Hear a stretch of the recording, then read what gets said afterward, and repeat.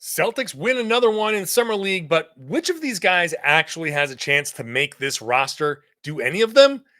Plus, Brad Stevens swears he is cleared to spend money.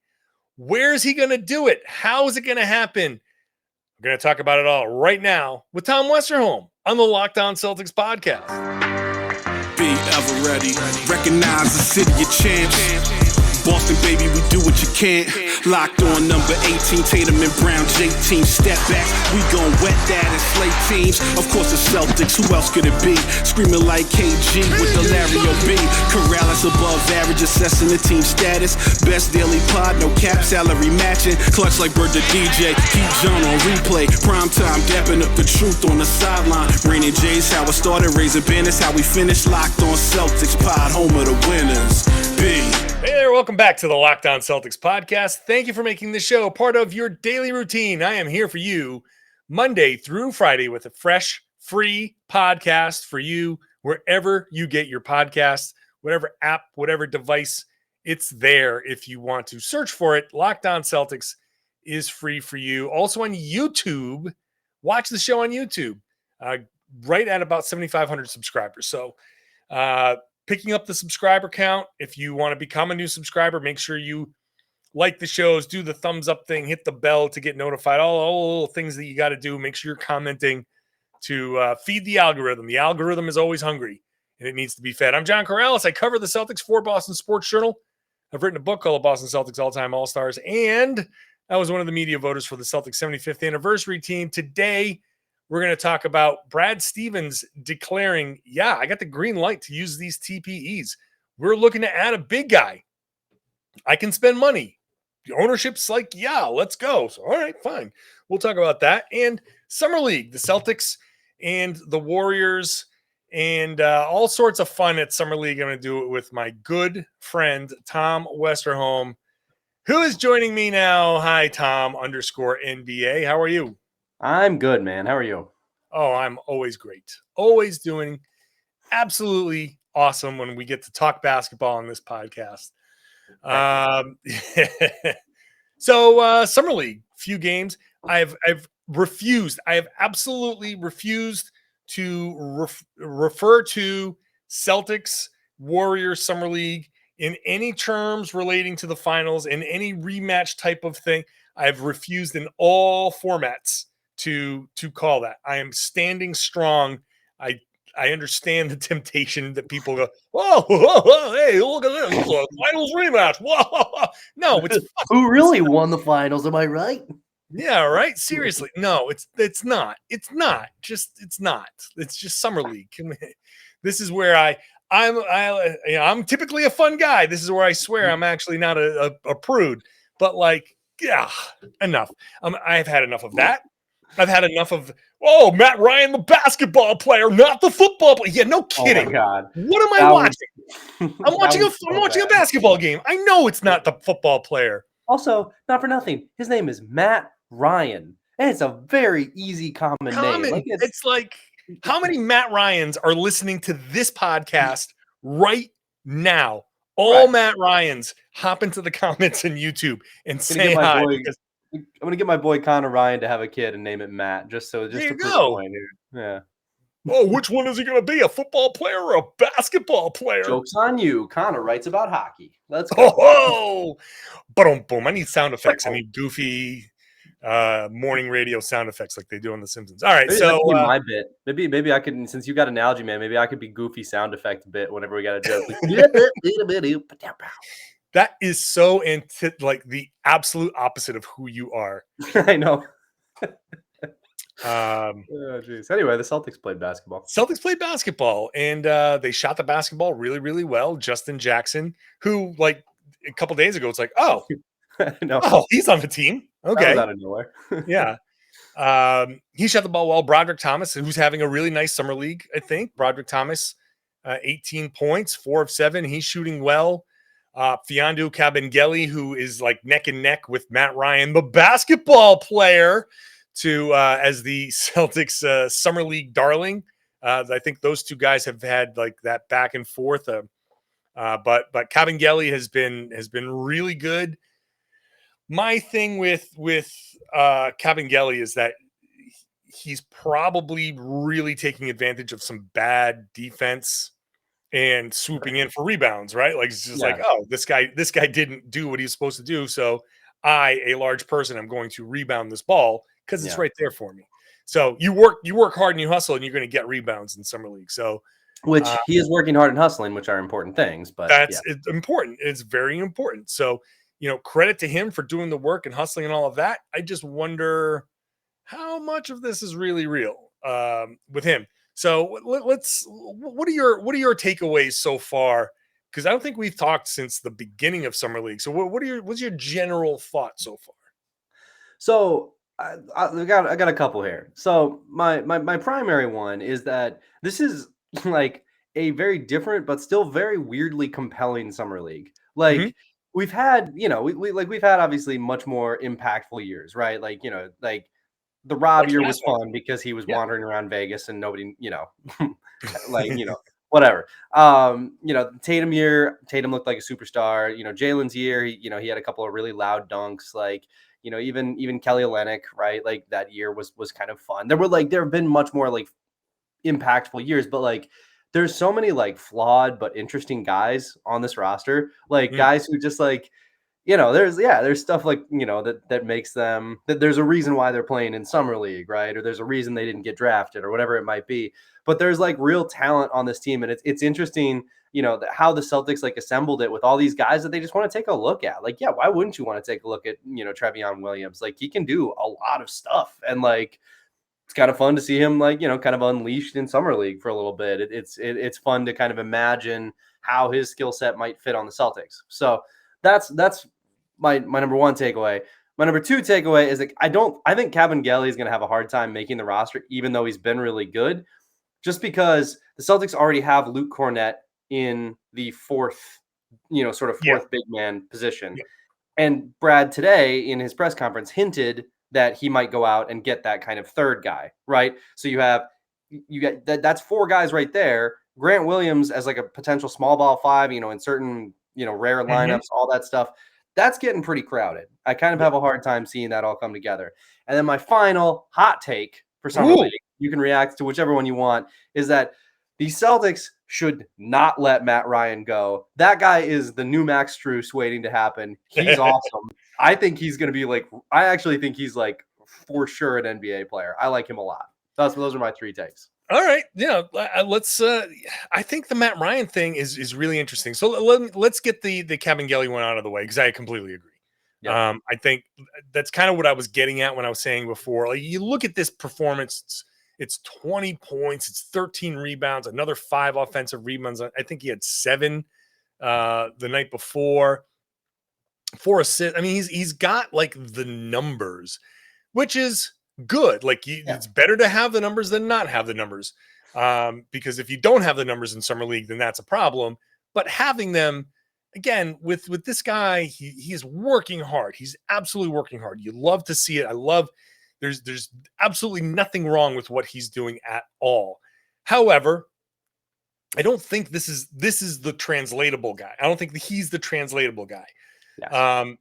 But I think what the Celtics would love to do is say, come to camp, we'll cut you, we'll send you to Maine, and let's see how you do in that situation. In our system, can you start to execute the things that we're trying to execute? And then let's see, because Luke Cornett's not going to be around forever. And right. whoever center number 3 is that going to be a short-term guy? What are they going to do? Al Horford is not going to be around forever either.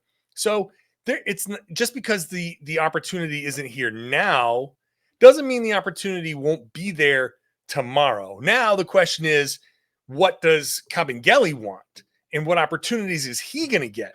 Because he's under no obligation to the Celtics. He's on the summer league team, but that's it. He can go wherever. Literally commitment free.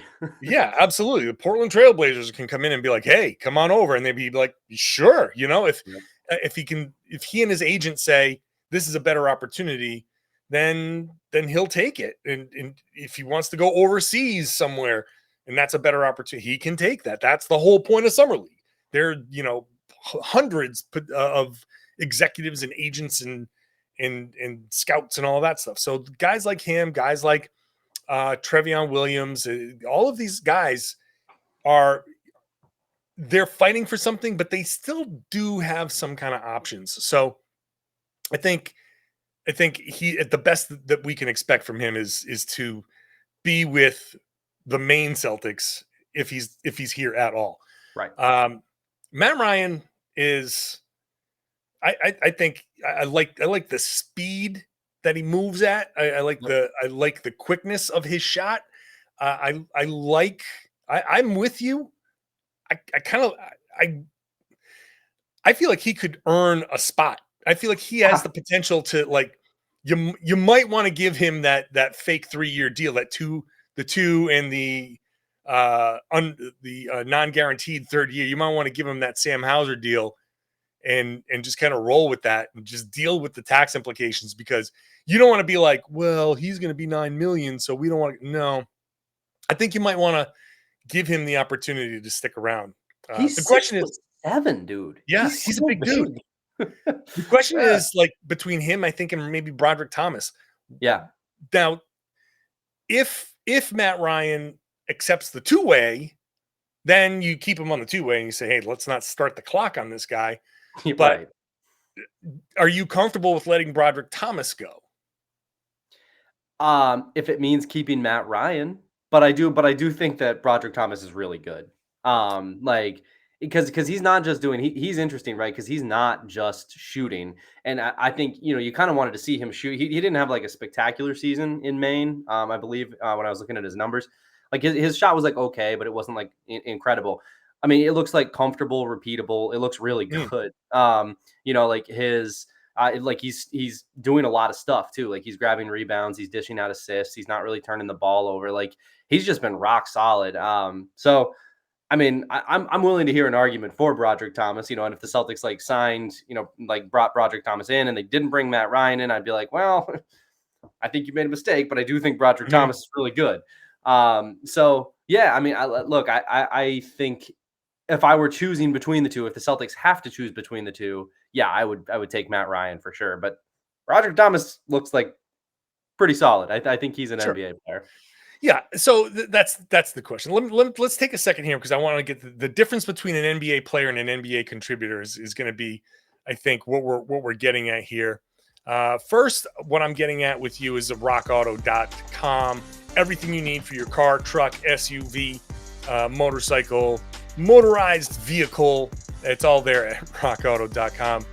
Just recorded the Locked On NBA podcast with Jake Madison of Locked On Pelicans, and he's like raving about this because he does all the work on his car by himself. His cars, plural.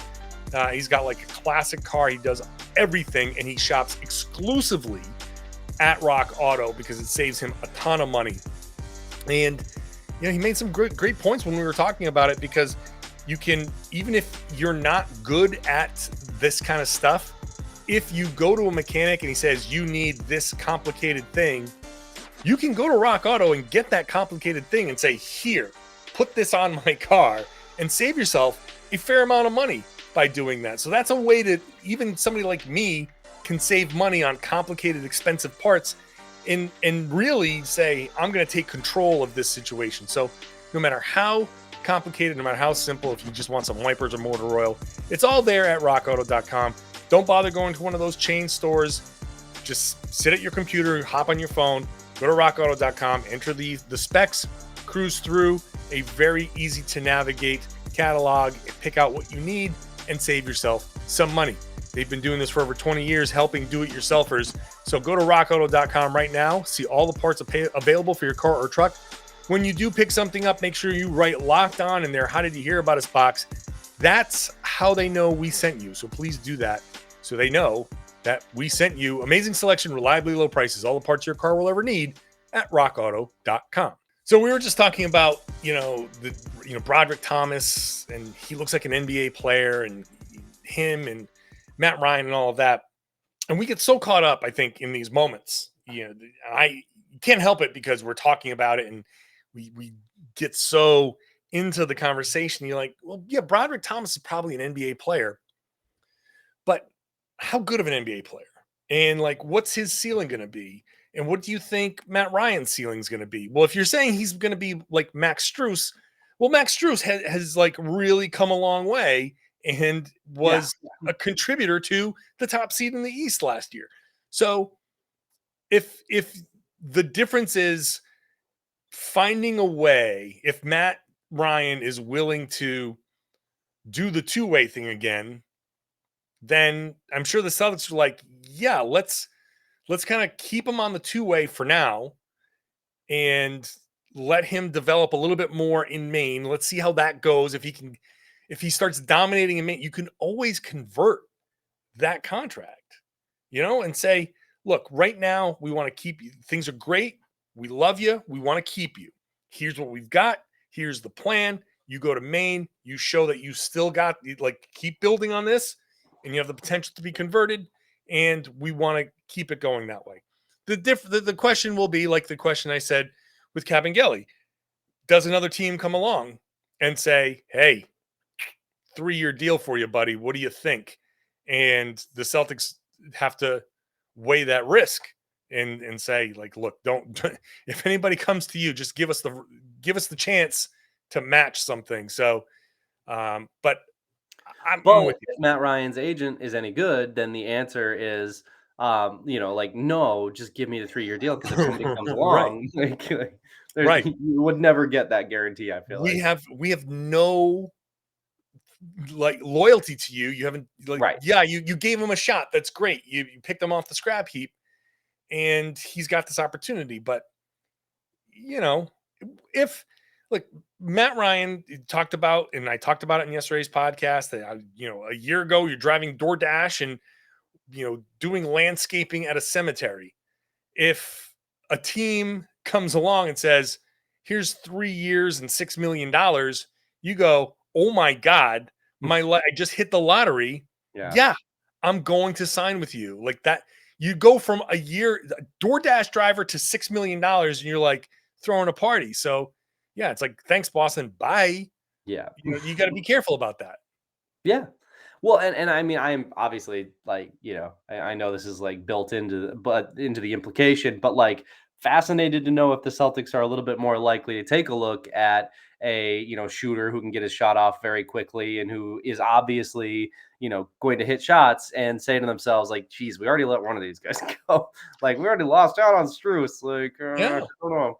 Now I'm also curious to know if any part of them, after watching like Hauser versus Ryan. I mean, obviously they had an entire G League season and all that film that they've watched too on both of these guys. And, they've seen these guys practice and everything too.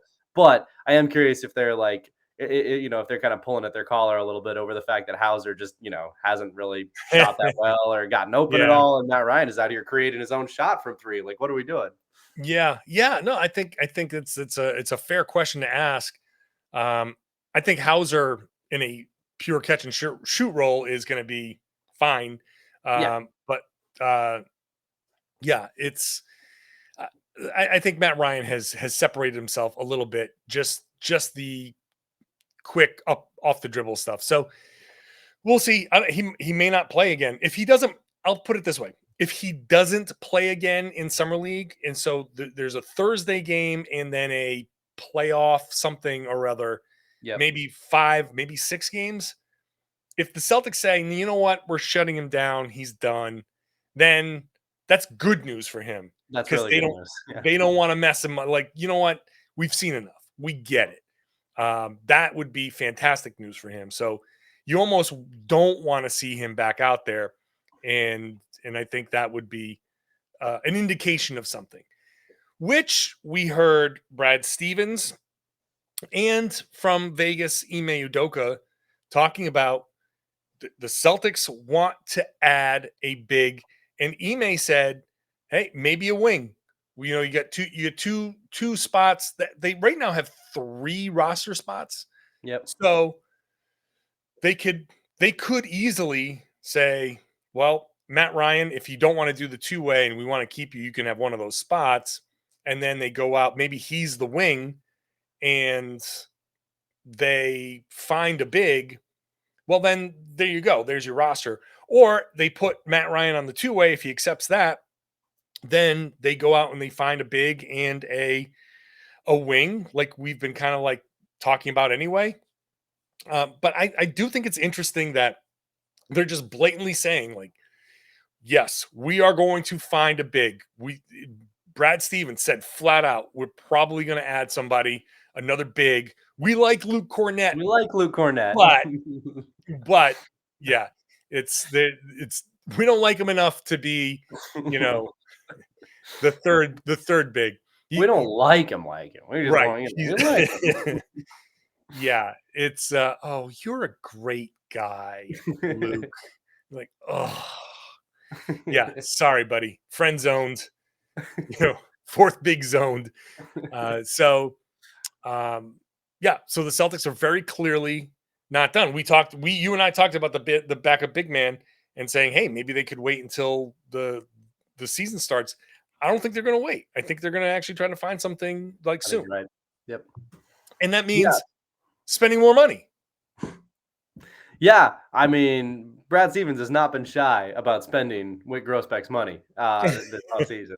But he said he's got the green light. He can go do what he needs to do. And I'm with you though. I think it was very interesting that he just flat out said it. He just said like, yeah, nope, like this is, we see it too. We know. Didn't even mess around with it. No, said, we see it. We're gonna go do it. He has been direct. I was just going to use that word. I was just going to say, like, he's been very direct for Brad Stevens. Yeah. Yeah. He's almost like a different guy in like just slightly, it's like, when you go to the eye doctor and they go, okay, better or worse. And they flip it like that. Like that's like they flip the thing, and there's Brad. You got Brad Stevens, the president of basketball operations. He's just like a little bit different, and I think the directness is a little bit refreshing for a guy who's been like, not forthcoming as a coach when he would talk to us. But I asked him directly when they had the was it Tuesday availability. I said, hey, look, you got a big tax bill. Is there like an upper limit to this? Is there a move that you'd like to make that you would normally make, but now you can't because of the tax bill? He's like, no. He said it twice in his answer.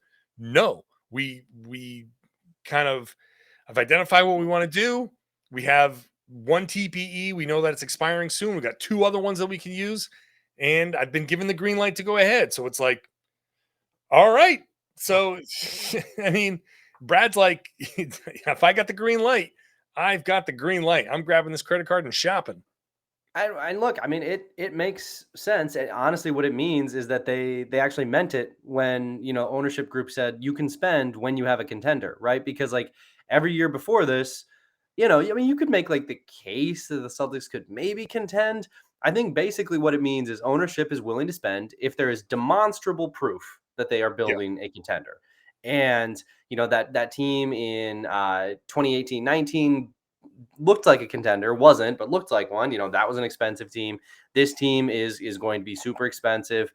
But like, ownership is like, okay, like made it to the finals. You've got this, this young, exciting coach. Like, it's hard to prove any better than that you are a contender. So we will pony up and try to win a championship. And I think, okay, like, fair enough. That's what they said, and they're holding to it. Brad's keeping receipts. You said on this day. That's right. He definitely does. We'll talk more about this when we come back because the Celtics are spending money. First, let's talk about BetOnline, your number one source for all your betting needs. You can bet on some of these summer league games. I hope you don't because they are weird and weird things happen. But you can if you'd like. And you could also bet on other things that are going on like Major League Baseball. The All-Star game's coming on. There's plenty of prop bets with the All-Star game and home run derby and all of that. Plus, there's tons of golf tournaments going on. There's always some MMA fight or boxing match. There's Wimbledon just wrapped up, but there's more tennis on the way that you can bet on. It's all there at betonline.net, your best spot for the sports scores, podcasts, and news. Head on over to the website today. You can use your mobile device. Learn more about the trends and action. BetOnline is where the game starts. Please gamble responsibly. When Brad says he's got the green light to spend, and it's real interesting that there are no good bigs left on the free agent market, as far as I'm concerned. People have been suggesting Hassan Whiteside, and I have a very allergic reaction to the suggestion of Hassan Whiteside.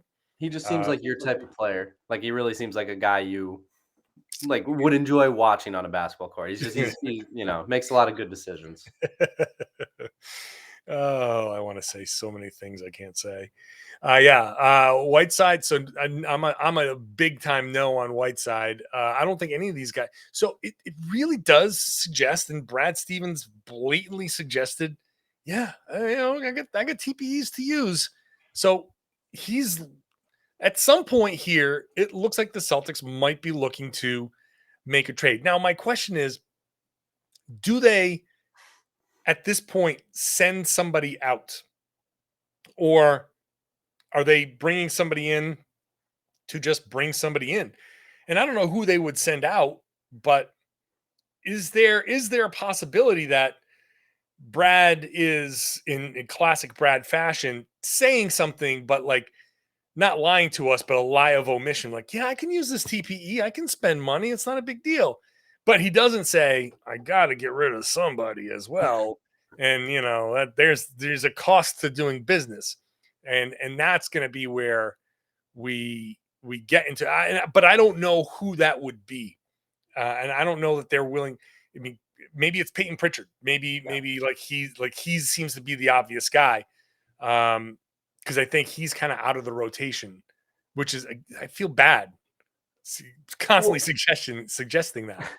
I mean, because he's a promising player too, right? It's like he didn't do anything to knock himself out of the rotation. He just like happened to be drafted by the Celtics, who happened to be really good all of a sudden.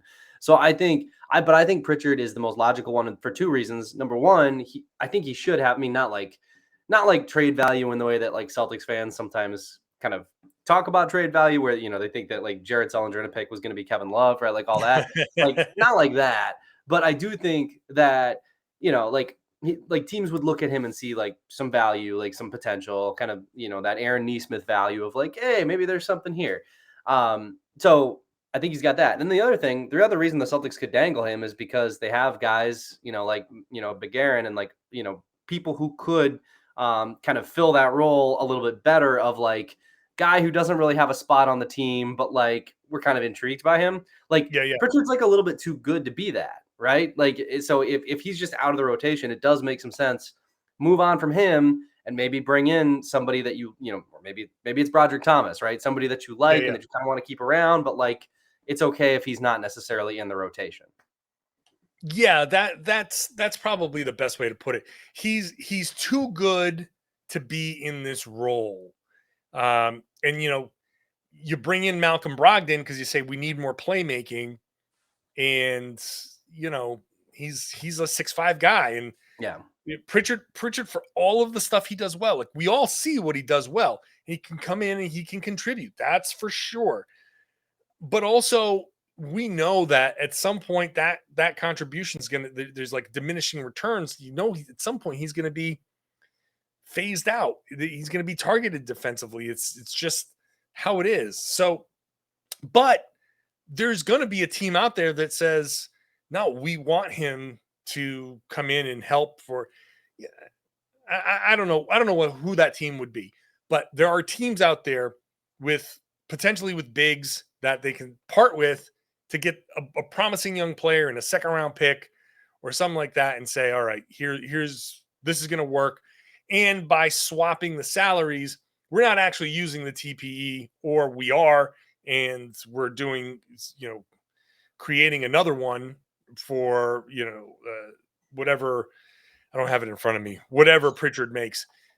However they do it, that still minimizes the tax hit. And I still believe that as much as the Celtics have the green light to spend, I'm sure that like the owners are saying, sure, spend the money, but also don't waste the money. Yeah. You know, like bring back the change. Like I still don't want like this isn't just spend willy nilly. Let's spend, sure, but you know, get the cheap wine with dinner. Don't get the brand name wine. Get the house wine. You can't taste the difference anyway. Yeah. I can't. No. Me neither.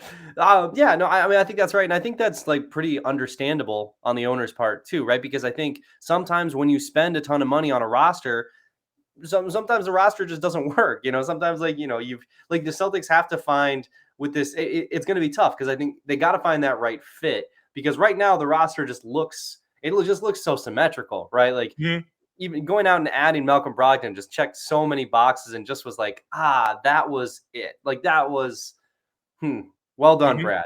And I think they got to do that again with his backup big. And I think that's going to be kind of complicated. Like you can't just say, okay, Tristan Thompson is the best player available, which I doubt it, one. But two, like even if he was the best player available, you can't just say, okay, go get that guy and, hope for the best. Like that might mess up your chemistry. And it would also be expensive in the process.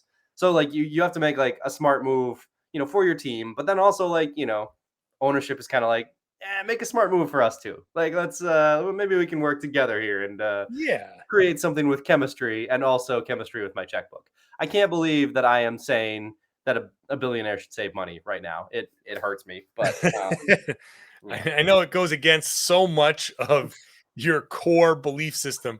However, the reality of NBA business forces us to get into this. Yes. This is just the correct way to think about it. What should he do?